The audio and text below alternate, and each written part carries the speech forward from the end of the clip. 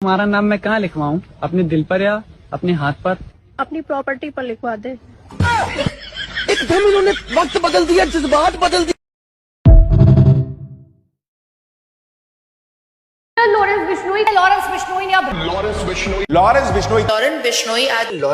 Message ignore ਕਰ ਸਕਦੇ ਹੋ ਤੇ ਜਿਹੜੇ ਗੋਲੀਆਂ ਦੇ ਬ੍ਰਸਟ ਹੋਣੇ ਆ ਤੁਹਾਡੇ ਨਹੀਂ ਉਹ ਇਗਨੋਰ ਨਹੀਂ। ਕੀ ਹਾਲ ਹੈ ਸਾਰਿਆਂ ਦਾ? ਠੀਕ ਹੋ? ਖੈਰੀਅਤ ਨਾਲ ਹੋ? ਯਾਰ ਤੁਹਾਨੂੰ ਸਾਰਿਆਂ ਨੂੰ ਪਤਾ ਹੈ ਕਿ इंडिया दे या मांगू तेरे सजदे में, कारों में फिरना, फ्लाइटों में फिरना। सोचिए एक ऐसा मंदिर जहां इतना खजाना छिपा है कि पूरी दुनिया के कई देश मिलकर भी उतना अमीर नहीं होंगे। और सबसे डरावनी बात, उस खजाने का एक दरवाजा आज तक कोई खोल नहीं पाया।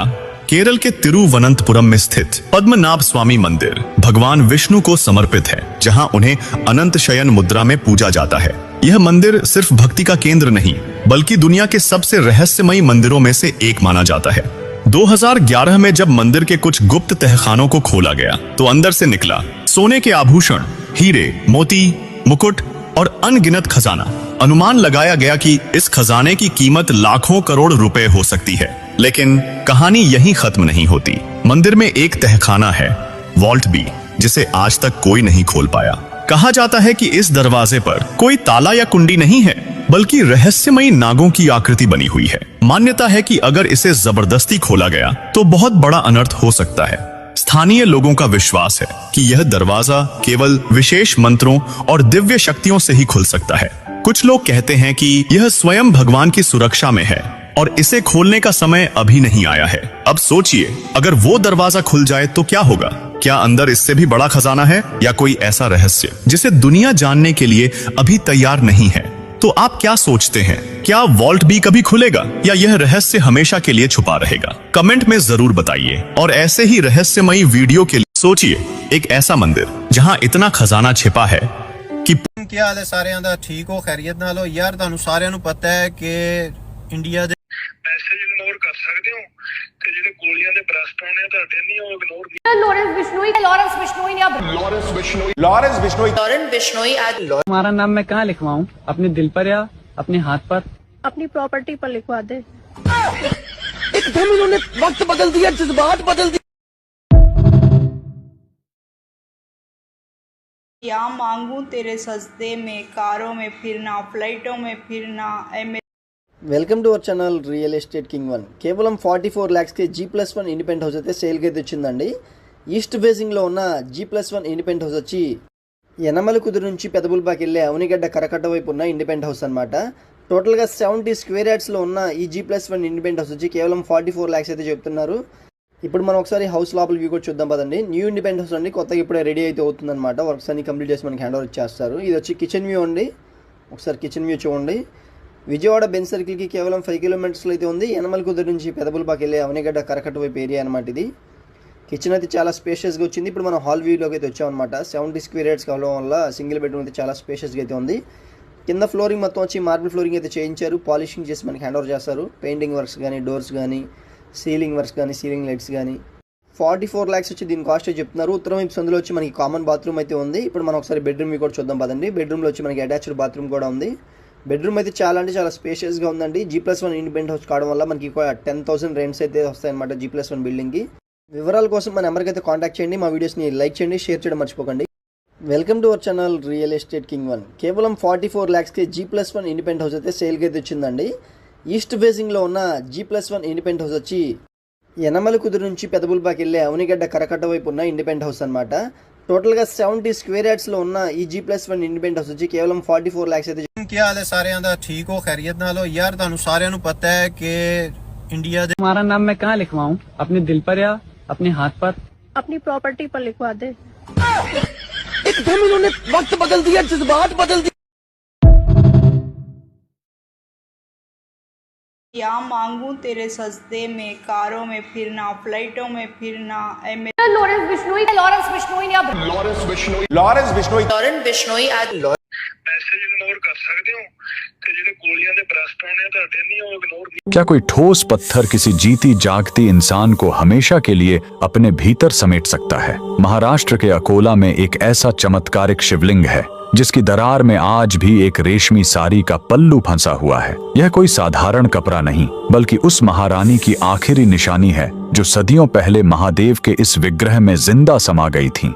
आखिर उस काली आधी रात को ऐसा क्या हुआ था जिसने ब्रह्मांड के स्वामी को यह असंभव चमत्कार करने पर मजबूर कर दिया? इस मार्मिक गाथा की शुरुआत होती है अकोला के राजा अकोल सिंह और उनकी परम भक्त महारानी से। रानी का हृदय राजसी सुखों में नहीं, बल्कि महादेव के चरणों में बसता था। पर पहरेदारों और राजसी तामझाम के बीच उन्हें एकांत में पूजा का समय नहीं मिल पाता था। इसीलिए रानी ने एक गुप्त संकल्प लिया। हर रात ठीक 12 बजे, जब सारा संसार सो रहा होता, वे नंगे पैर चुपचाप महल से निकलकर शिव मंदिर जाने लगी।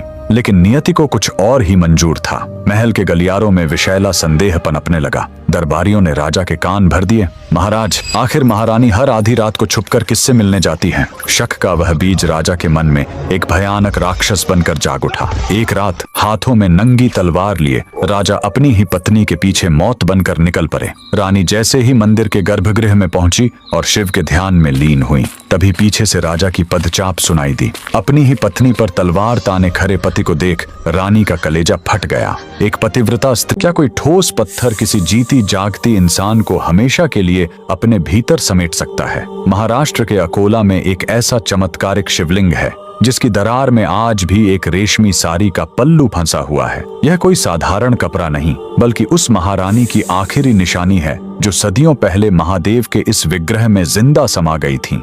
आखिर उस काली आधी रात को ऐसा क्या हुआ था जिसने ब्रह्मांड के स्वामी को यह असंभव चमत्कार करने पर मजबूर कर दिया? इस मार्मिक गाथा की शुरुआत होती है अकोला के राजा अकोल सिंह और उनकी परम भक्त महारानी से। रानी का हृदय राजसी सुखों में नहीं, बल्कि महादेव के चरणों में बसता था। पर पहरेदारों और राजसी तामझाम के बीच उन्हें एकांत में पूजा का समय नहीं मिल पाता था। इसीलिए रानी ने एक गुप्त संकल्प लिया। हर रात ठीक 12 बजे, जब सारा संसार सो रहा होता, वे नंगे पैर चुपचाप महल से निकलकर शिव मंदिर जाने लगी।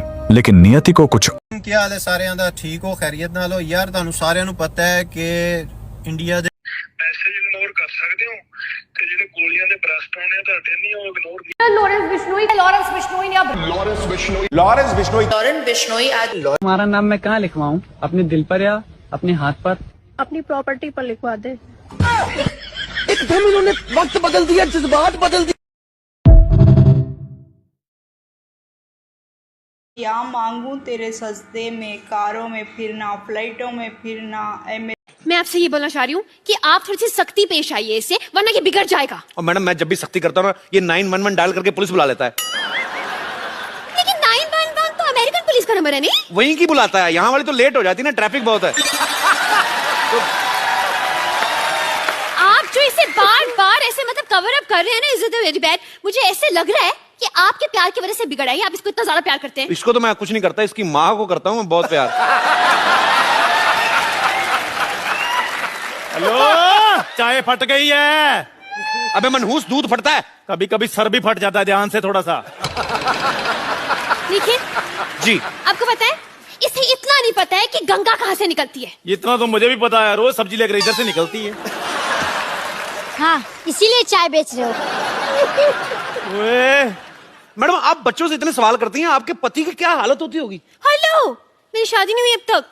मैंने यही कंफर्म। मैं आपसे ये बोलना चाह रही हूँ कि आप थोड़ी सी सख्ती पेश आइए इससे, वरना ये बिगड़ जाएगा। और मैडम, मैं जब भी सख्ती करता हूँ ना, ये 911 डायल करके पुलिस बुला लेता है। लेकिन 911 तो अमेरिकन पुलिस का नंबर है नहीं? वहीं की बुलाता है, यहाँ वाली तो लेट हो जाती है ना, ट्रैफिक बहुत है। तो आप जो इसे बार बार ऐसे मतलब कवर अप कर रहे हैं ना, इज इट वेरी बैड। मुझे ऐसे लग रहा है कि आपके प्यार की वजह से बिगड़ा है। आप इसको इतना ज्यादा प्यार करते हैं। इसको तो मैं कुछ नहीं करता, इसकी माँ को करता हूँ मैं बहुत प्यार। हेलो, चाय फट गई है। अबे मनहूस, दूध फटता है। क्या हाल है साਰਿਆਂ ਦਾ? ठीक हो, खैरियत नाल हो? यार ਤੁਹਾਨੂੰ ਸਾਰਿਆਂ ਨੂੰ ਪਤਾ ਹੈ ਕਿ ਇੰਡੀਆ ਦੇ ਮੈਸੇਜ ਇਗਨੋਰ ਕਰ ਸਕਦੇ ਹੋ ਤੇ ਜਿਹੜੇ ਗੋਲੀਆਂ ਦੇ ਬ੍ਰਸਟ ਆਉਣੇ ਆ ਤੁਹਾਡੇ ਨਹੀਂ, ਉਹ ਇਗਨੋਰ लॉरेंस बिश्नोई ने अब लॉरेंस बिश्नोई आज तुम्हारा नाम मैं कहाँ लिखवाऊँ? अपने दिल पर या अपने हाथ पर? अपनी प्रॉपर्टी पर लिखवा दे। एकदम इन्होंने वक्त बदल दिया, जज्बात बदल दिए। या मांगू तेरे सजदे में, कारों में फिरना, फ्लाइटों में फिरना। देखो मैं श्रद्धांजलि देने आई हूँ। मैं अजीत पवार दादाजी को श्रद्धांजलि देने आई हूँ मैं। अरे बीच में इधर इधर मत बोल, तेरे को ज्यादा प्रॉब्लम है, सामने आ। Very good. अजीत दादाजी के लिए मैं श्रद्धांजलि देने आई हूँ। बहुत ज्यादा दुख हुआ। देखो मैं श्रद्धांजलि देने आई हूँ। मैं अजीत पवार दादाजी को श्रद्धांजलि देने आई हूँ मैं। अरे लेकिन अगर सच में प्रेम तो शादी में क्या दिक्कत है? अगर एक बंधन आपके प्यार को समाज में इज्जत दिलवाता है तो उसमें बन जाना बेहतर ना? शादी में तुम्हारी ना कोई गर्लफ्रेंड है? नहीं।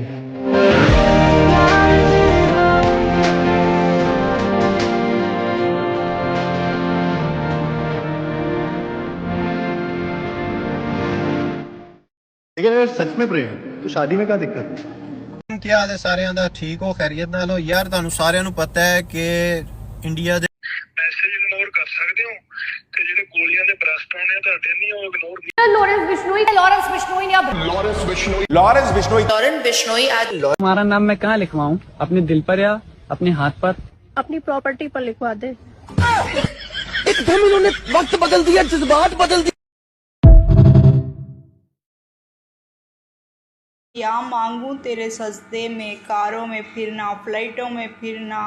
ग्रेटर इजराइल के लिए रास्ता साफ किया जाए और उसमें भी ईरान रास्ते में हायल है। ये जो मजहबी वादे ये सहूनी ताकतों से हुए हैं। माइक हकवी का एक जो इंटरव्यू था जो किया टकर कार्लसन ने, जो अमेरिकन जर्नलिस्ट हैं, तो उसमें उसने कहा कि मिडल ईस्ट पे आपको क्या ऐसी आग लगी हुई है कि आपने इजराइल को बिठाना है वहां पे जाके। तो उसने कहा कि ये वादा तो खुदा ने किया है, अच्छा, इलामी कुतुब के अंदर। तो अगर तो पूरा मिडल ईस्ट भी इजराइल के हाथ लग जाए तो इसमें कोई बुरी बात इसीलिए नहीं है कि हम खुदा के वादे पे अमल कर रहे हैं। This is American ambassador to Israel saying on camera. बिल्कुल ठीक। उसके बाद में पीट हेक्सेथ की तरह के लोग भी हैं जो कि क्रिश्चियन ज़ायनिस्ट हैं। अब उसने अपने बाइसेप पे काफिर लिखवाया हुआ है। हाँ जी। वो इसीलिए कि वो खुलेआम इस्लामोफोबिक कन्वर्सेशंस भी करता है। उसने ये भी कहा कि रिलीजियस डिलूजन्स आपकी नहीं चलेंगी, और उसकी अपनी डिलूजन क्या है? वो ये है कि क्रिश्चियंस का ये बुनियादी फरीज़ा है कि वो यहूदियों को पूरी दुनिया के ऊपर काबिज करवा के दें, क्योंकि उससे पहले मिसाया नहीं आएगा। तो मल्टीपल ऑब्जेक्टिव्स हैं उसमें। जियो पॉलिटिक्स भी है उसमें, तेल भी है उसमें, मिडल ईस्ट की हुक्मरानी भी है और उसमें ये वाली डिलूजन भी है। इन दी एंड गेम जो रिलीजियस वॉर है, इसे कहेंगे तो गलत नहीं होगा। ग्रेटर इजराइल के लिए रास्ता साफ किया जाए और उसमें भी ईरान रास्ते में हायल है। जो मजहबी वादे ये सहूनी ताकतों से हुए हैं। माइक हकवी का एक जो इंटरव्यू था जो किया टकर कार्लसन ने, जो अमेरिकन जर्नलिस्ट हैं, तो उसमें उसने कहा कि मिडल ईस्ट पे आपको क्या ऐसी आग लगी हुई है कि आपने इजराइल को बिठाना है वहां पे जाके। तो उसने कहा कि ये वादा तो खुदा ने किया है, अच्छा, इलामी कुतुब के अंदर। तो अगर तो पूरा मिडल ईस्ट भी ਕੀ ਹਾਲ ਹੈ ਸਾਰਿਆਂ ਦਾ? ਠੀਕ ਹੋ? ਖੈਰੀਅਤ ਨਾਲ ਹੋ? ਯਾਰ ਤੁਹਾਨੂੰ ਸਾਰਿਆਂ ਨੂੰ ਪਤਾ ਹੈ ਕਿ ਇੰਡੀਆ ਦੇ ਮੈਸੇਜ ਇਗਨੋਰ ਕਰ ਸਕਦੇ ਹੋ ਤੇ ਜਿਹੜੇ ਗੋਲੀਆਂ ਦੇ ਬਰਸਟ ਆਉਣੇ ਆ ਤੁਹਾਡੇ ਨਹੀਂ, ਉਹ ਇਗਨੋਰ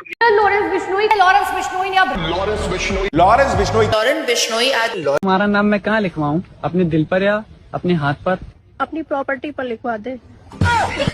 एकदम इन्होंने वक्त बदल दिया, जज्बात बदल दिए। या मांगू तेरे सजदे में, कारों में फिरना, फ्लाइटों में फिरना। क्या आपने कभी सुना है नाग खजाने की रक्षा करते हैं? असल में पुराने समय में जब बैंक नहीं होते थे, लोग अपना सोना चांदी जमीन में गाड़ दिया करते थे और उस धन को सुरक्षित रखने के लिए कुछ जगहों पर नाग तंत्र का उपयोग किया जाता था। कहा जाता है कि वहाँ नागों के जोड़े को स्थापित किया जाता था ताकि वे उस खजाने की रक्षा करें। इसी वजह से जब भी कोई उस जगह खुदाई करता था, अक्सर वहाँ से सांप निकल आते थे। और या मांगू तेरे सजदे में, कारों में फिरना, फ्लाइटों में फिरना। तुम्हारा नाम मैं कहाँ लिखवाऊँ? अपने दिल पर या अपने हाथ पर? अपनी प्रॉपर्टी पर लिखवा दे। एकदम इन्होंने वक्त बदल दिया, जज्बात बदल दिए। लॉरेंस बिश्नोई ਮੈਸੇਜ ਇਗਨੋਰ ਕਰ ਸਕਦੇ ਹੋ ਤੇ ਜਿਹੜੇ ਗੋਲੀਆਂ ਦੇ ਬਰਸਟ ਆਉਣੇ ਆ ਤੁਹਾਡੇ ਨਹੀਂ, ਉਹ ਇਗਨੋਰ। ਕੀ ਹਾਲ ਹੈ ਸਾਰਿਆਂ ਦਾ? ਠੀਕ ਹੋ? ਖੈਰੀਅਤ ਨਾਲ ਹੋ? ਯਾਰ ਤੁਹਾਨੂੰ ਸਾਰਿਆਂ ਨੂੰ ਪਤਾ ਹੈ ਕਿ ਇੰਡੀਆ ਦੇ ਕੀ ਹਾਲ ਹੈ ਸਾਰਿਆਂ ਦਾ? ਠੀਕ ਹੋ? ਖੈਰੀਅਤ ਨਾਲ ਹੋ? ਯਾਰ ਤੁਹਾਨੂੰ ਸਾਰਿਆਂ ਨੂੰ ਪਤਾ ਹੈ ਕਿ ਇੰਡੀਆ ਦੇ ਮੈਸੇਜ ਇਗਨੋਰ ਕਰ ਸਕਦੇ ਹੋ ਤੇ ਤੇ ਜਿਹੜੇ ਗੋਲੀਆਂ ਦੇ ਬਰਸਟ ਆਉਣੇ ਆ ਤੁਹਾਡੇ ਨਹੀਂ ਉਹ ਇਗਨੋਰ लॉरेंस बिश्नोई ने अब లారెన్స్ బిష్ణోయ్ लॉरेंस बिश्नोई आज या मांगू तेरे सजदे में कारों में फिरना फ्लाइटों में फिरना या मांगू तेरे सजदे में कारों में फिरना फ्लाइटों में फिरना